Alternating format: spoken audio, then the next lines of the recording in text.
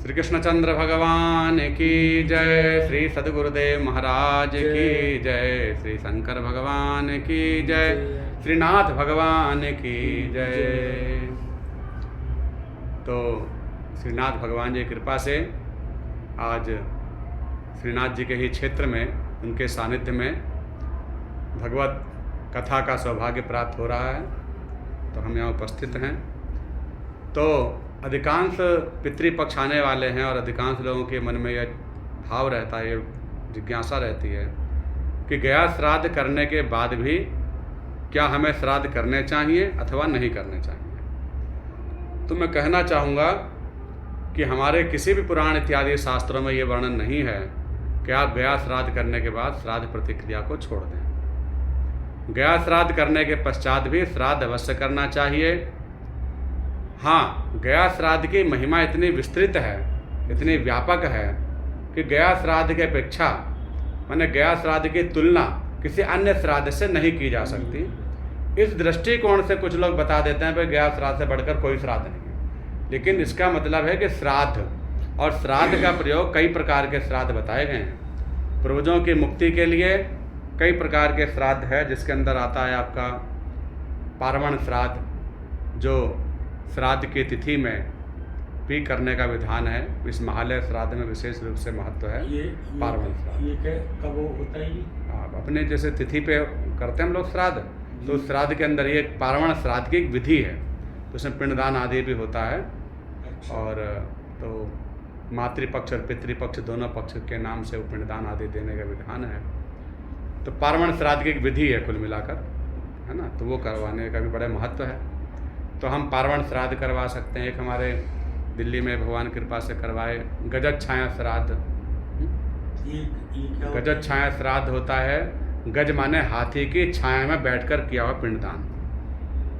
वो भी एक श्राद्ध, वो भी पूर्वजों को मुक्ति देने वाला है। पितरों के लिए शाश्वत गति बताई गई है।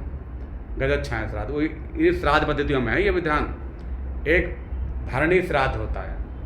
तो भरणी श्राद्ध, भरणी नक्षत्र में जो किया गया श्राद्ध है, वो भी पितरों को शाश्वत गति देता है, मुक्ति देता है। एक आपका है तीर्थ श्राद्ध। किसी तीर्थ में जाकर के जब हम पिंडदान करते हैं, अयोध्या, मथुरा, माया, काशी, कांची, अवंतिका, पुरी, द्वारावती, ये सब पुरियाँ जो है मोक्षदायिनी। तो कहीं भी आप किसी तीर्थ में अथवा गंगा जी के तट पर जाकर जो हम एक पिंडदान करते हैं, उसे तीर्थ श्राद्ध कहते हैं। और एक विधिवत कर्मकांड के अंतर्गत ये सब क्रियाएं विधिवत तरीके से करानी चाहिए, जिसकी जैसी सामर्थ्य अपने हिसाब से किया जा सकता है। तो कुल मिलाकर गया श्राद्ध करने के बाद अन्य श्राद्ध की अपेक्षा नहीं रहती। इसका तात्पर्य है कि गया श्राद्ध सर्वोपरि श्राद्ध है। और गया श्राद्ध करने के बाद हमें यह श्राद्ध अवश्य अपने पूर्वजों के नाम से करना चाहिए। श्राद्ध के 4 अंग हैं, जिसके अंदर से एक पिंडदान है, तर्पण है, ब्रह्मभोज है और वैश्य बलि कर्म है। ये 4 प्रतिक्रिया पूर्ण करने से ही आपको श्राद्ध का पूर्ण फल प्राप्त होता है। तो जितना हो सके इसमें से अवश्य करना चाहिए। और गया श्राद्ध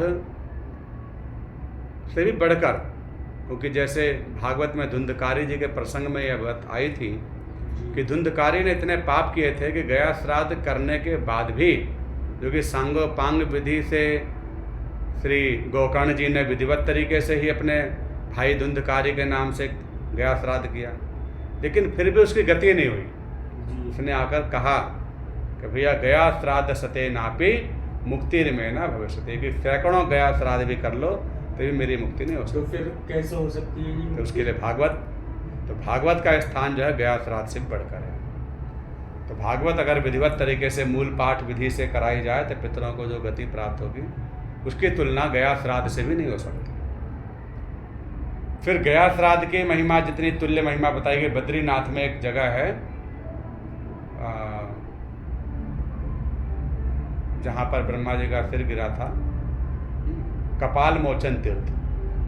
तो कपाल मोचन तीर्थ पर किया हुआ पिंडदान भी पितरों को गति देने वाला है। कुल मिलाकर गया श्राद्ध हमें अवश्य करना चाहिए, पर उसके बाद भी श्राद्ध आदि हमें करते रहना चाहिए।